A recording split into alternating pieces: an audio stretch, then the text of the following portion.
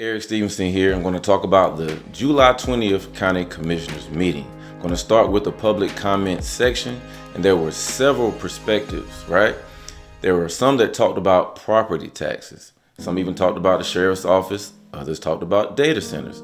And several of us spoke about vaping and smoke shops. What I appreciate more than anything is that people are showing up, because you can't expect government to know what's important to you if you never tell them. Data centers. One of the first speakers surprised me. She said that after doing more research, she had changed her position on data centers. Now, she didn't say she wanted data centers built anywhere or everywhere. She said if they come, they should pay for their own infrastructure. There should be complete transparency. No secret deals, no non-disclosure agreements, no tax breaks, and they shouldn't negatively impact existing neighborhoods. But she also made an interesting point. She said she's more concerned about the continued growth of large housing developments than she is about data centers, because those developments put more demands on roads, schools, public safety, and county services. Whether you disagree or agree, it is a conversation worth having. And that's why these public comments matter. Sally's Law, another major topic during the public comments. That's concerning the vaping that I mentioned earlier.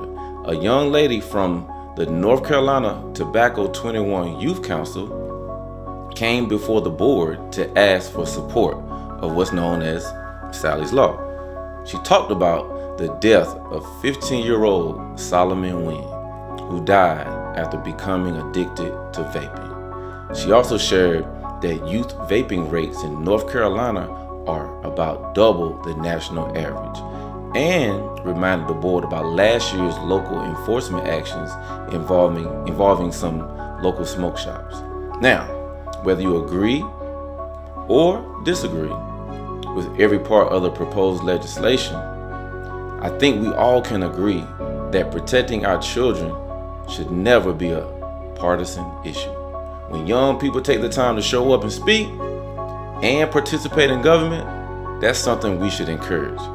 I want to commend her for having the courage to stand before the board. I just thought that was absolutely amazing. Now, there was a rezoning request that was sent in by Mr. Chan Ho to rezone property along Highway 87 from residential to commercial. The staff explained the request was consistent with the future land use plan and surrounding commercial development. On the surface, that doesn't sound very controversial. But then the discussion took a different turn. The board started asking questions about something that's become a growing concern in Harnett County. As I mentioned earlier, smoke shops, vape shops. Several commissioners asked whether the county has any way to limit where vape shops can locate, or whether they could use conditional zoning or changes to the UDO to address the issue going forward. I thought this was a really good discussion because it wasn't just about one piece of property. It was about whether our current rules still make sense, or whether they need to evolve as Harnett County continues to grow. During public comment, I also had the opportunity to speak. My comments were pretty simple. After listening to the earlier presentation about the impact of vaping on young people, I said that denying this request and allowing the applicant to come back through a conditional zoning process made sense if it gave the county more control over what could be built there. What really stood out to me was that the discussion wasn't anti-business. It was about smart growth. How do we encourage commercial development without creating problems we'll regret 10 years from now? That is a fair question, and I appreciated hearing multiple commissioners talk about looking at the UDO to see whether there are better tools available in the future. I like that. My take, one thing I've said before, and I'll say it again, Harnett County is growing. That's not a question. The question is, are we going to grow by accident, or are we going to grow with a plan? I thought Commissioner Nickel made a good point during this discussion. We need to be thinking about the future, not just this one application.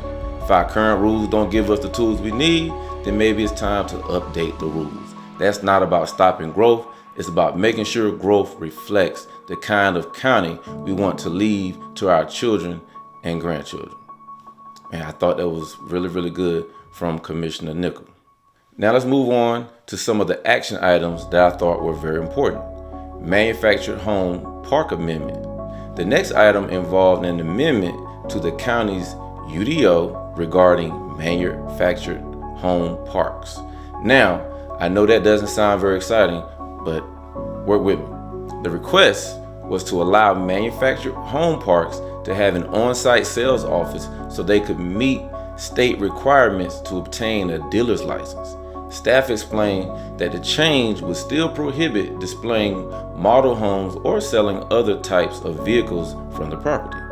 After discussion, the board approved the request. What I like about these type of discussions is that they may not make headlines, but they make real impact on real people.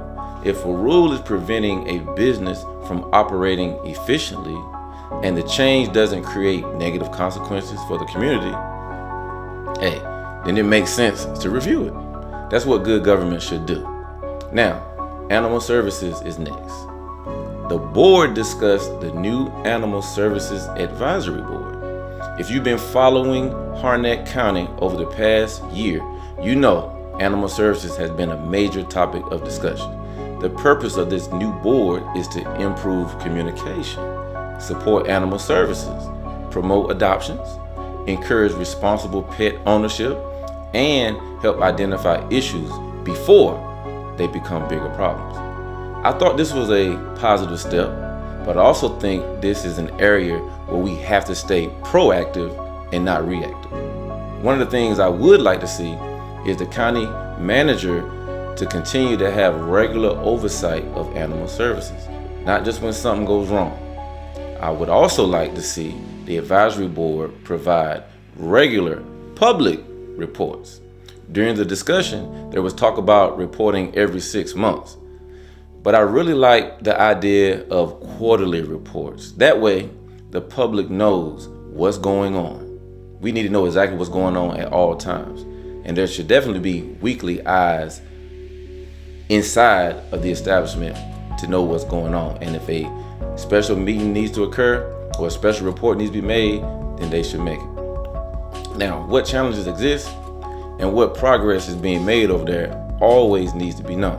Transparency creates trust, and trust is earned through consistent communication. EMS equipment. The board also approved new LifePak cardiac monitors for EMS. This isn't one of those items that generates a lot of discussion, but it's one of the most important things your tax dollars could pay for. Our paramedics need reliable equipment. When someone is having a heart attack, seconds matter, and having modern equipment can make the difference between life and death. So, while this item passed very quickly, not a lot of discussion, it's a good reminder that county government is responsible for a lot more than roads and buildings. It's responsible for saving lives. The Morgue project now. Let's talk about the item that really caught my attention. The board discussed a request for an additional $164,088 for the new county morgue project. Yes, that's right, $164,000. The request was to install a new domestic water line and a new fire hydrant after the town of Lillington required the facility to meet fire protection standards. Now, let me be very clear. I'm not saying the fire hydrant isn't needed. If it's required for public safety, then it should be installed. That's not my concern. My concern is making sure we understand how we got here. Because this isn't $5,000. This is over $164,000. Whenever we see a change order that size, it's fair for citizens to ask questions. Not to accuse anyone, but to understand. Questions worth asking. So here's some questions I think are worth asking. Was the need for this fire hydrant known before construction began? If the building had to be within 400 feet of a fire hydrant, Was that requirement identified during the original design phase? Or was this something that came up later? If it did come up later, what changed? Was it a change in design, a change in the review process, or something else? I would also like to see an itemized breakdown of the $164,000. We, the people. How much is design? How much is labor? How much is materials? How much is the fire hydrant? How much is the water line? Those aren't, I got you questions. When taxpayers can see where their money's going, they're far more likely to have confidence in the decision.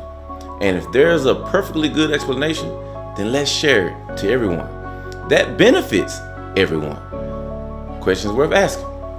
As we wrap up this week's meeting, here are a few other questions I'll be following. What is the status of the impact fee that we sent to the North Carolina legislature? Has the local bill been filed? If so, what is the bill number? Please share it with us.